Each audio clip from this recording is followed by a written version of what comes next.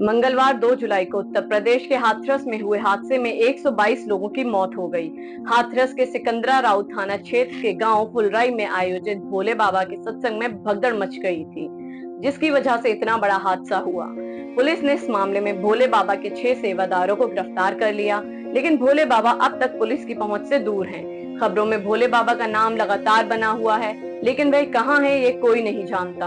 हम पिछले 2-3 दिनों से लगातार भोले बाबा का नाम सुन रहे हैं, लेकिन ये भोले बाबा कौन है और कैसे इन्होंने साम्राज्य को खड़ा किया, आइए जानते हैं इस रिपोर्ट में। मीडिया रिपोर्ट्स के मुताबिक संत भोले बाबा मूल रूप से काशीराम नगर, जो अब कासगंज है, में पटियाली गांव के रहने वाले हैं।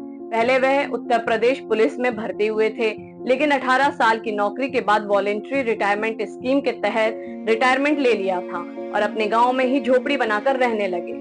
उत्तर प्रदेश और आसपास के इलाकों में घूम घूम कर लोगों को भगवान की भक्ति का पाठ पढ़ाने लगे। पुलिस की नौकरी के दौरान भोले बाबा की पोस्टिंग राज्य के दर्जनों भर थानों के अलावा इंटेलिजेंस यूनिट तक में रही है। बाबा भले ही अपने आप को संत बताते हों और झोपड़ी में रहने की बात करते हो, लेकिन उनके ठाठ किसी वीवीआईपी से कम नहीं है। मीडिया रिपोर्ट्स के मुताबिक भोले बाबा के आश्रमों, चैरिटेबल ट्रस्ट आदि की संपत्ति का आकलन किया गया है। मैनपुरी, कासगंज, आगरा, कानपुर और ग्वालियर में बाबा के कई बड़े आश्रम हैं।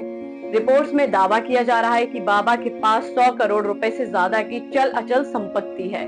बाबा जब निकलते हैं वे अकेले नहीं निकलते, 20 से 25 गाड़ियों का काफिला निकलता है।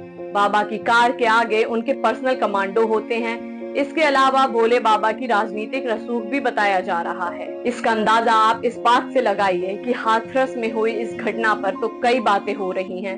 विपक्ष इस घटना में जान गंवाने वालों को मुआवजा देने और न्याय देने की मांग कर रहा है। उत्तर प्रदेश सरकार को जिम्मेदार ठहराया जा रहा है। सरकार भी मुआवजा देने की घोषणा कर रही है, लेकिन ना ही विपक्ष और ना ही सत्ता पक्ष भोले बाबा का नाम अपनी जुबान पर ला रहा है। इसकी वजह है वोट बैंक बताया जा रहा है। दरअसल भोले बाबा, जिनका असली नाम सूरजपाल सिंह है, वे जाटव समाज से आते हैं और इस समाज का उत्तर प्रदेश में तकरीबन 11% वोट है और भोले बाबा के अनुयायी भी बहुत ज्यादा हैं। इस वजह से कोई भी राजनीतिक दल नाम लेने से बच रहा है।